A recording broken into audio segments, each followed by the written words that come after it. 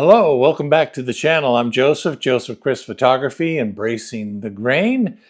Be sure to like, subscribe, hit the old notification button so you know when new videos are hitting my YouTube channel. So if you're watching my last video about the Fujifilm 35mm f1.4 lens, which is a 50mm for the Fujifilm sensor, I alluded to the fact that there was something new for my 35mm film camera, my Nikon S2. And as you saw in the beginning of this video, a package arrived. Let's open that up and see what it is.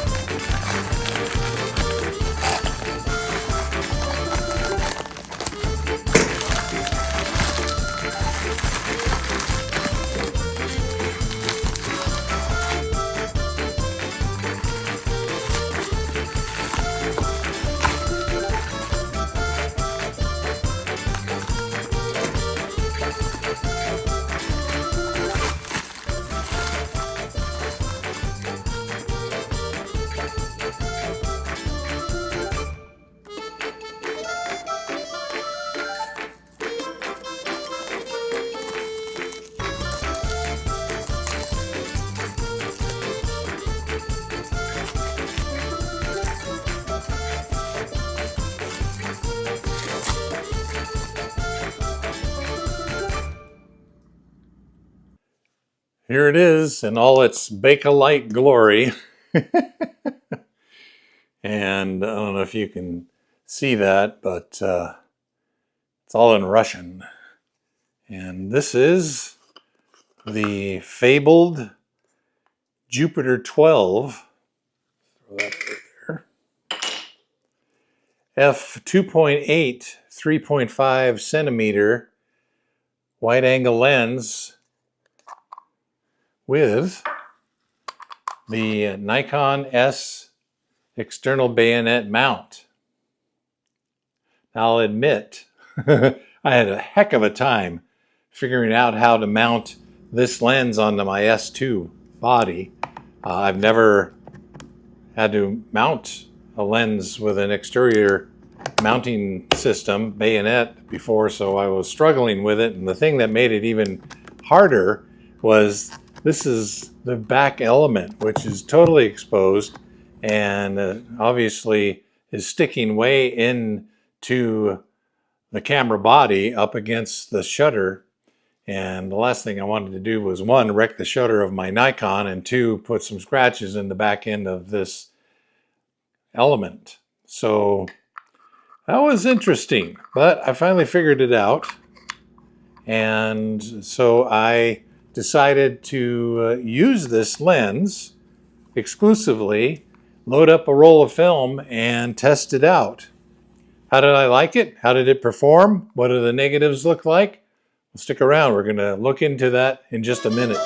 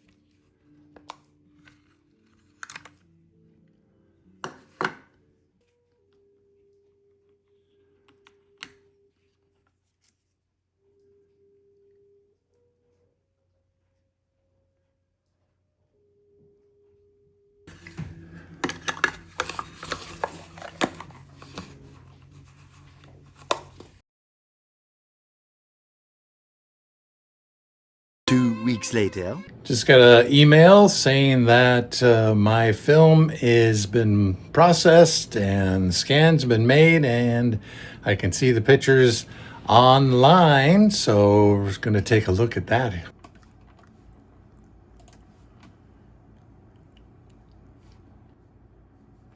All right, let's see. Let's see, July. Let's take a look and see.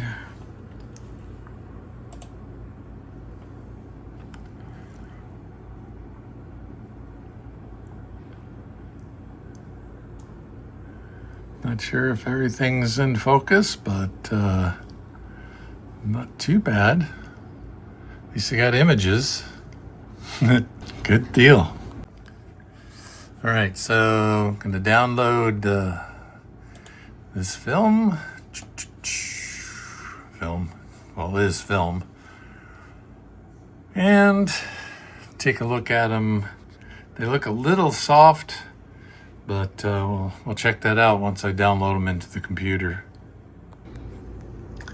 All right, there it is. And that's the file number.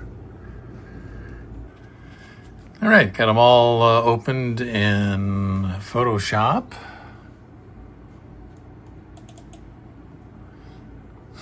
I don't remember having my film camera with me that day, but apparently I did. Fun. What else we got here? Flags. Cemetery. So weird to look at images and see the film grain so prominent. Interesting. Again, this was the Ken Pan 400 black and white film. Take a look at another one here. I like clouds.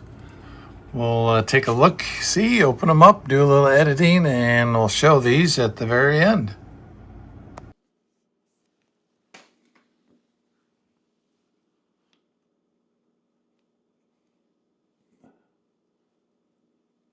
What's my impression of the 35mm Jupiter 12 3.5 centimeter lens?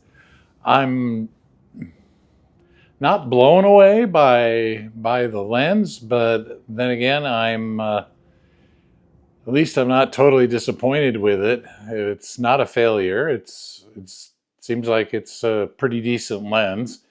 Well, I was kind of expecting it to be a big flop because there's been a lot of talk on YouTube and the internet that the Jupiter 12 lens really doesn't work with the Nikon S2 or S3, and I was expecting it to be kind of, a waste of money. I don't think it's that. I think it's worth the money that I spent for it.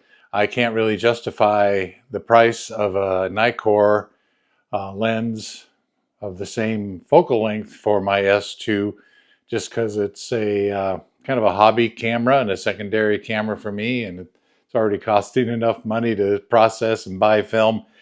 So I wasn't totally blown away by this lens, but in the same token, I think it'll be just fine.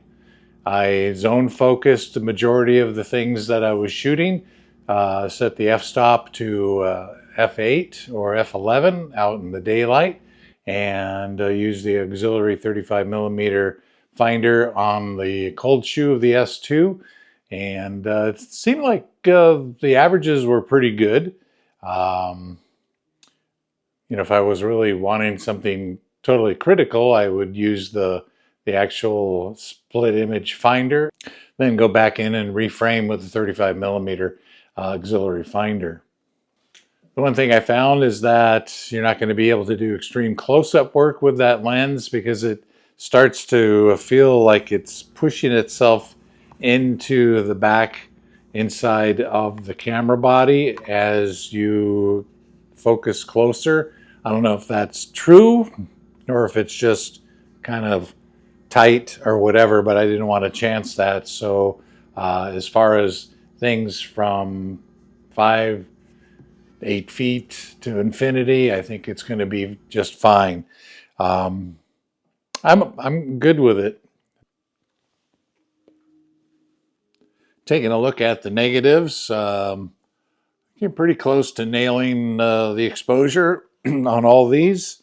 They're not over dense, but in the same token, very printable, and there's some grain there. So that's kind of hard to get used to when you're used to shooting the digital perfection of today's cameras, or at least 10-year-old cameras that I'm using. So the other thing I plan on doing is getting a roll of color film and running it through the S2 with that lens on it and see how the color renditions are, how that works. The black and white, obviously, you know, you're just getting monotone and it looks okay. It's not super contrasty. So what I might do is adjust the ASA or ISO to get a little bit more of a denser negative, and we'll see how that goes. But in the meantime,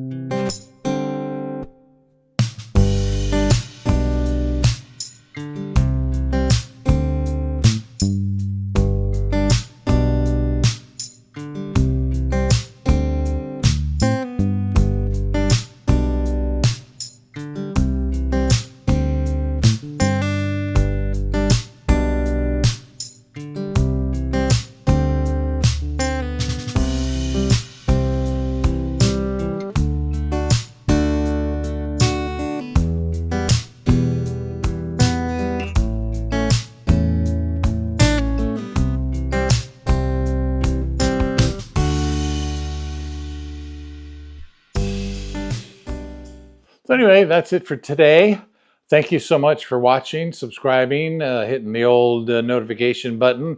And coming up, I've got a new little piece of equipment that I'm going to try out for my Fujifilm X100S series cameras. So that'll be probably the next video that I'll be doing here in a little bit. Appreciate you hanging in there in between videos.